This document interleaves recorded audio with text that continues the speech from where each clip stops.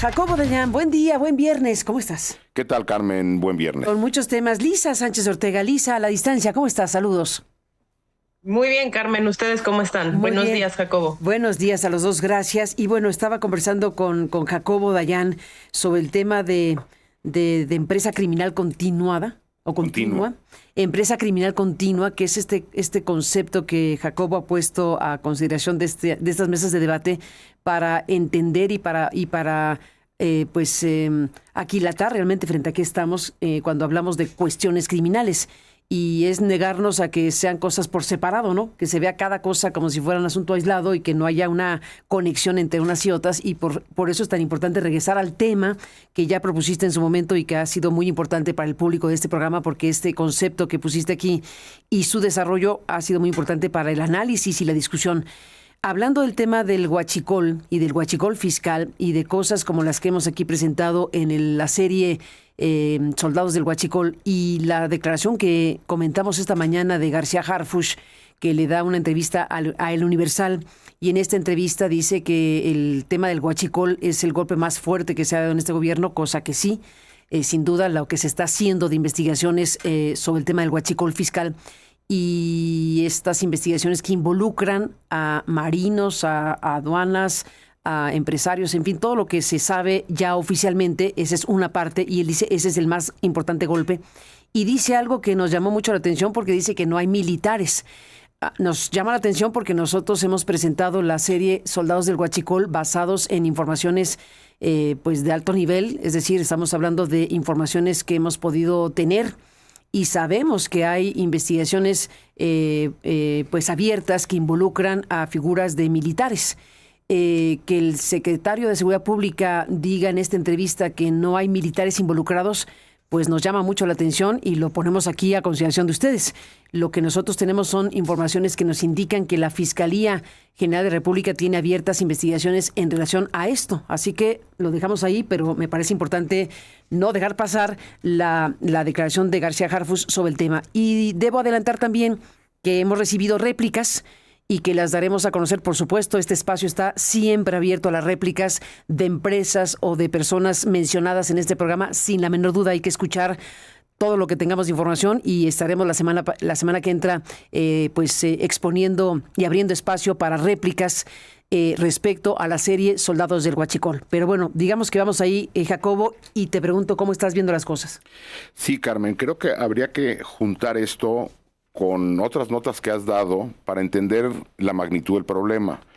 El caso de Soldados del Huachicol, que se suma a las investigaciones ya periodísticas, incluso lo que ha dicho la autoridad sobre el huachicol fiscal vía marítima, es decir, aquí se documentó de manera muy importante la entrada terrestre de combustible de manera ilegal, junto con estos enormes patios de almacenamiento y una red de distribución, pero esto también tiene conexión, y trataré de explicarlo, con estas dos notas de horror que has dado el día de hoy. 456 bolsas con restos humanos en Jalisco, en Guadalajara, que tendría que ser suficiente como para detener a un país, para decir qué hacemos ante esto. Sí, detener un país, es que es de lo que nos informó Karina Cancino, es brutal. Es brutal, y ahí terminará, porque la nota termina ahí, porque después no va a haber nada. Y la otra es esta resolución de la Suprema Corte, que ahora reabre casos ya juzgados para eliminar la materialidad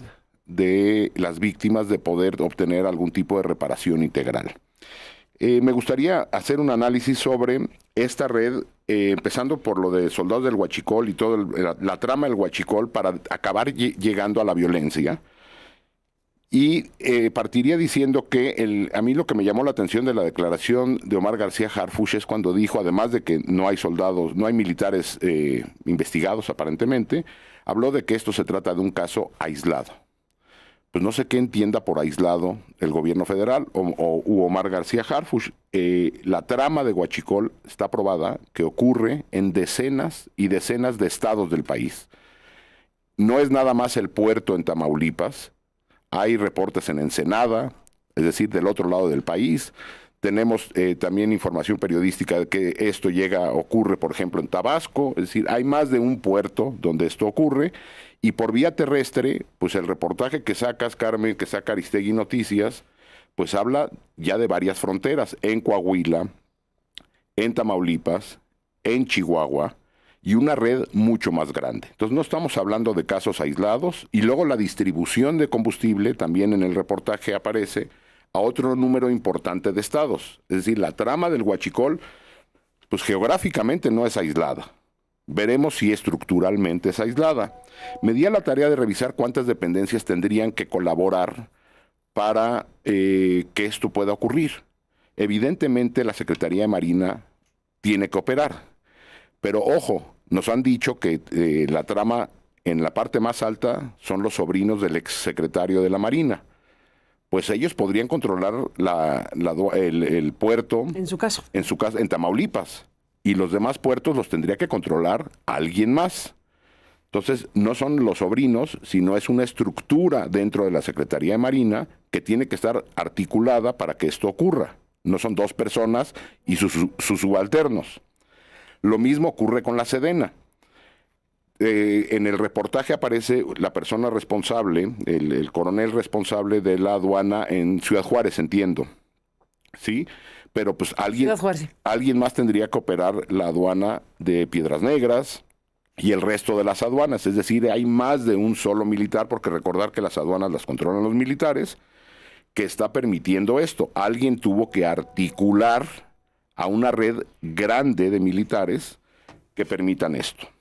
Después, tiene que haber participación de la Guardia Nacional. En el propio reportaje se habla de que uno de estos patios de almacenamiento masivo está junto a una base de la Guardia Nacional. Es decir, esa Guardia Nacional tiene que hacerse la vista gorda de que existe ese patio de almacenamiento.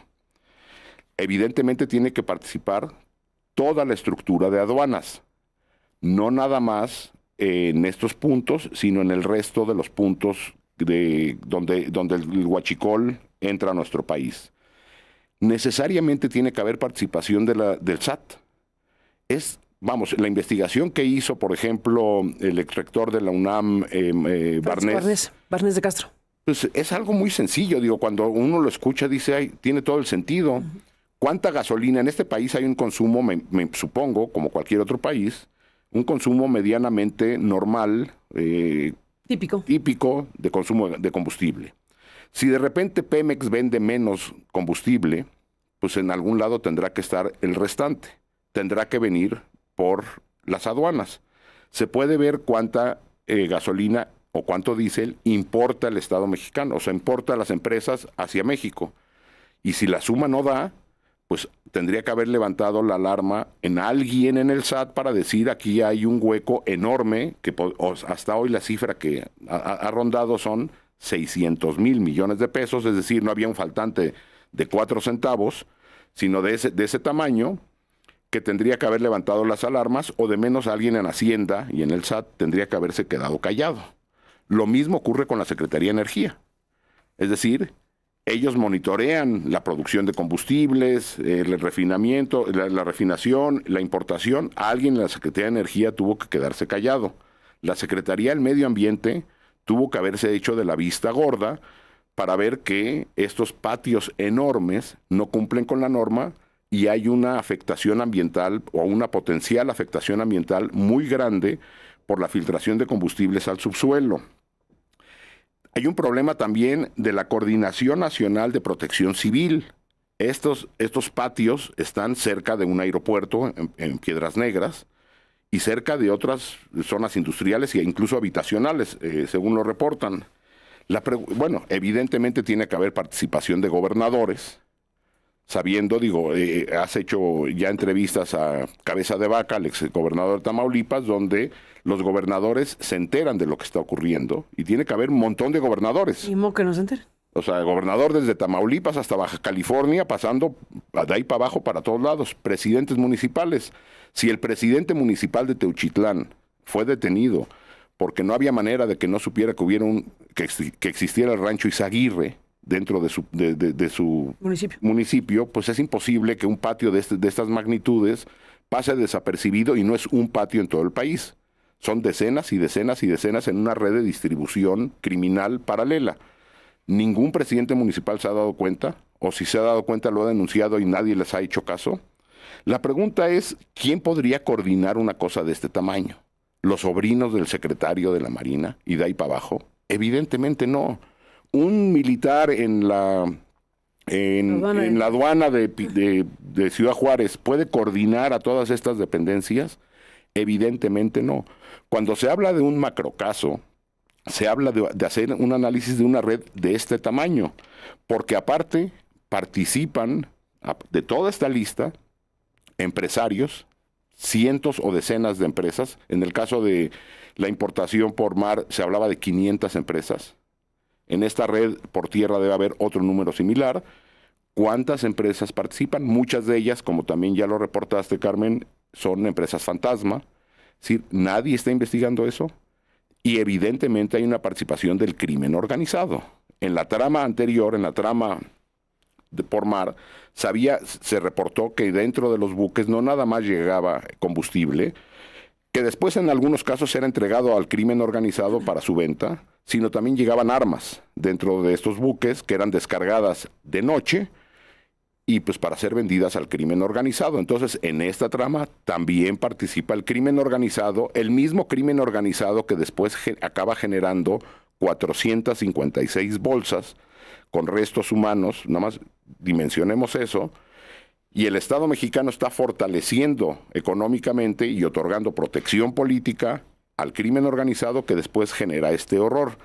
Entonces, y ante esto, una fiscalía que según esto tiene información del propio exsecretario de la Marina desde hace varios años para proteger al secretario de la Marina anterior, se dijo que él lo denunció. Es decir, la Fiscalía General de la República tiene esta información hace años. La pregunta es, ¿la Fiscalía va a acabar investigando de los sobrinos y del coronel, hacia arriba o de ese nivel hacia abajo? Evidentemente, cuando hablábamos incluso en la vez anterior, y con esto termino para dar la palabra a Lisa, que la Fiscalía lo que intentará es mantener esto lo más acotado posible y al más bajo nivel posible. Entonces lo que tenemos es un Estado que es parte, otra vez, son todas estas dependencias, y luego hay que sumar partidos políticos. Sabemos que parte de los recursos que se obtienen por medio del huachicol fiscal acaban financiando campañas. Eso tampoco es nuevo, eso lo sabemos desde hace 4 años, desde 2021 con el caso Carmona.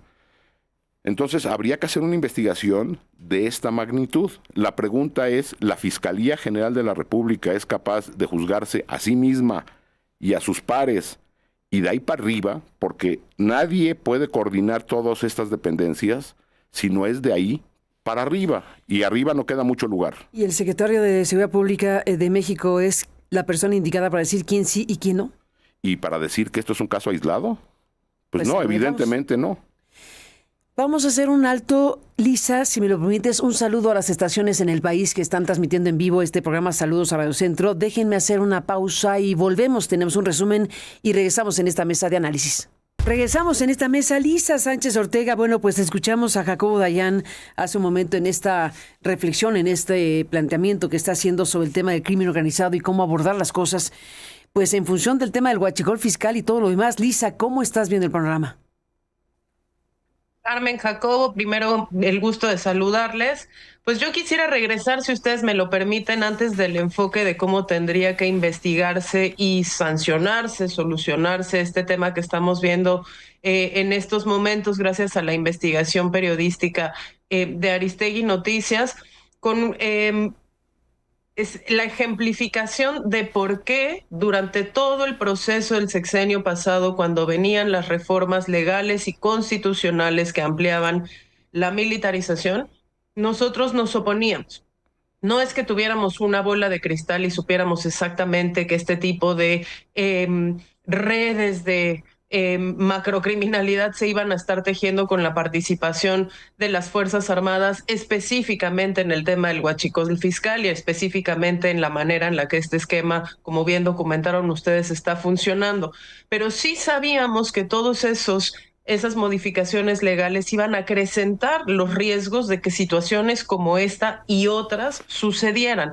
Y déjame explicar 2 ejemplos.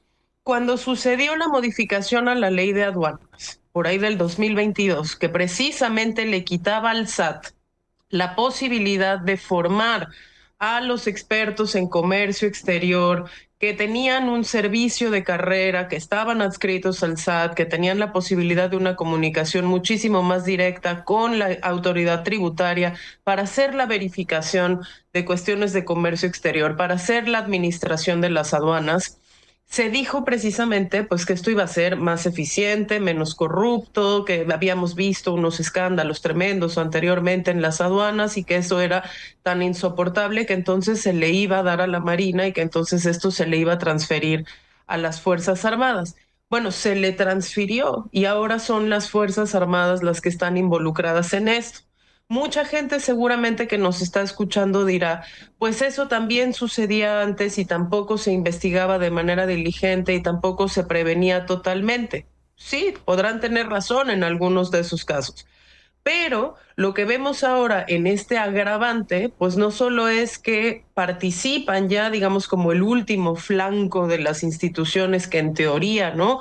Podían representar una reserva de actuación ética y de legalidad en un país, pues que tiene ya una desconfianza tremenda en el resto de sus instituciones, sino que además son instituciones que se investigan a sí mismas, Carmen, porque tienen sus propios tribunales, porque tienen su propia legislación de excepción, porque tienen sus propios funcionamientos y porque han sido instituciones que han sido tradicionalmente opacas.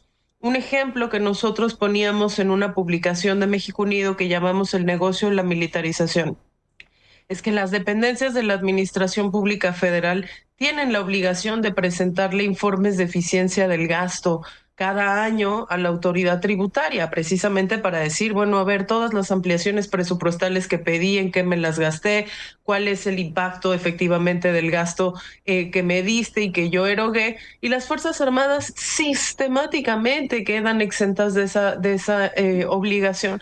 Y entonces hoy lo que estamos viendo es se concentró todo el poder, se le quitó, digamos, a las instituciones como el SAT. Ya Jacobo hace un momento nos hacía un recuento de todas las autoridades que en realidad tendrían que estar o visto, investigado o coludidas de alguna manera, ¿no? En esto o que podrían participar en su resolución. Una de ellas el SAT. Se lo quitamos al SAT, se lo dimos a la Marina, pero la Marina tiene pues sus propias policías de investigación, la Marina tiene sus propios tribunales, la Marina tiene un montón de excepcionalidades en donde no le rinde cuentas ni tiene obligaciones de transparencia con absolutamente nadie y ahora es desde esos ámbitos, con esas facultades constitucionales, con esas facultades legales, que ellos pueden participar con manguísima ancha en este tipo de actividades sin por ello no estar activando de oficio las propias investigaciones en las autoridades civiles que vimos durante esta semana, ¿no? Pues a la Fiscalía General de la República poner en sus comunicaciones sociales que si el ciudadano tenía información respecto a cómo funcionaban estas redes, que si por favor se las podían pasar, porque otra de las cosas que sucede es que estas son autoridades, son fuerzas armadas que no necesariamente colaboran con el resto de las autoridades para la investigación y la resolución de este tipo de casos.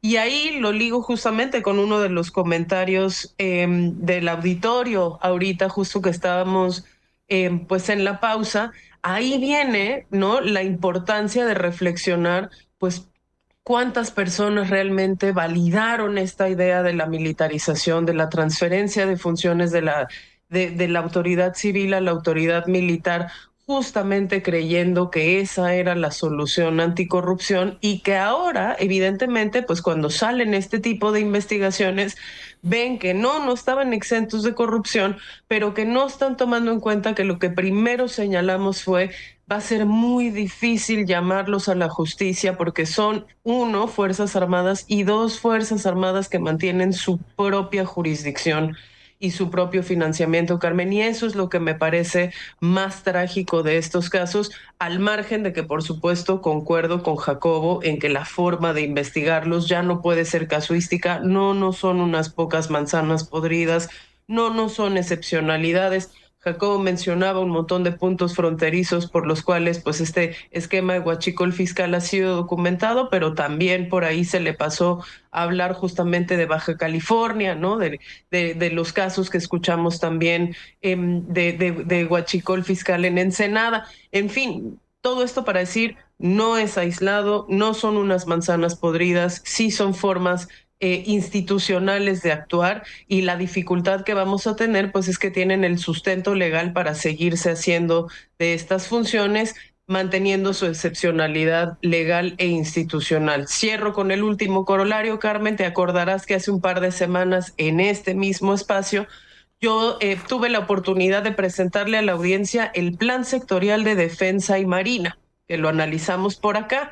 Y una de las cosas que yo mencioné en su momento y que discutimos con Jacobo era la preocupación que nos daba que en ese Plan Sectorial 2026-2030 se anuncia abiertamente que la Guardia Nacional será formada como agentes de comercio exterior para participar junto con la Marina y el resto de las Fuerzas Armadas dentro de este plan de defensa, también en actividades que tengan que ver con esto, cuando eso era una responsabilidad del SAT, que tenía pues un mínimo de servicio profesional de carrera civil, que ya se había estado formando pues durante muchos años en ese aspecto y que ahora también va para allá. Si controlan las aduanas, si controlan los puertos, si controlan los aeropuertos, y ahora también tienen la Academia de Formación de Agentes de Comercio Exterior y van a ser sus propios miembros los agentes de comercio exterior, ¿cuándo vamos a poder aspirar a una investigación de las características que estaba hablando Jacobo? Si además todo eso se los permitimos hacer dándoles el marco legal y dándoles la Constitución para que lo pudieran hacer a sus anchas sin ningún tipo de regulación y sin ningún tipo de control civil sobre lo que están desempeñando. Pues ahí queda esta parte tan importante que dices, Luisa María, gracias por estar aquí. Lisa. Qué bárbara. Te confundiste con la del PRO. Es que estaba viendo aquí con el PRO. Es que es el tema del PRO, es tremendo. No, Lisa Sánchez Ortega. Es correcto, como la hija de Elvis Presley. Andaré que también. Lisa Sánchez Ortega, gracias por estar aquí y con este último filón que dejas, que ya habías analizado en su momento aquí en este espacio. Evidentemente estamos, sí, frente a estas modificaciones legales o ampliaciones legales de las atribuciones de las Fuerzas Armadas y en este caso de la Guardia Nacional. Gracias, Lisa, por estar aquí. Un abrazo y buenos días. Gracias, Carmen. Gracias, Jacobo. Gracias, Jacobo Dayan, por estar aquí. Gracias, Carmen. Pues nada más cerrando rapidísimo, me parece que es importante enfatizar que esto no es un error estratégico, un error de estructura, un error técnico. Esto es una decisión política de un régimen corrupto y criminal, que es parte de una red macrocriminal, junto con incluso gobernadores de otros partidos, vamos, diciendo que la crítica a Morena se da porque hoy tienen el poder y no nada más tienen el poder, tienen todo el poder, incluso la Suprema Corte, como para eliminar o reabrir casos ya juzgados y conformar un régimen de estas características. Quien no lo quiera ver, me parece que es muy claro, muy evidente cuáles son las intenciones de acaparar poder, y que difícilmente un régimen de estas características, tan comprometido con el crimen organizado y tan comprometido a nivel gobernaturas, algunos funcionarios, no estoy diciendo que todos los miembros de Morena, pero o de la oposición que son gobierno en algunos lugares, pero gente que ocupa niveles de decisión muy importante a nivel federal, estatal y municipal, en las fiscalías, en las policías, en las Fuerzas Armadas, es parte de estas redes criminales, que hace imposible que el Estado se pueda revisar a sí mismo si no hay una descaptura del Estado, y para ello necesitaríamos cooperación internacional, que estamos muy, muy lejos de que la clase política lo acepte, y los subproductos, que yo sé que es como un eufemismo muy, muy cruel, no nada más es la corrupción, sino también son las 456 bolsas con restos humanos que tienen todo el vínculo con un régimen criminal y corrupto. Descapturar al Estado. Descapturar al Estado es el concepto con lo que nos dejas aquí. Jacobo, gracias por estar aquí. Gracias, Carmen. Buen día. Volvemos esta mañana de viernes.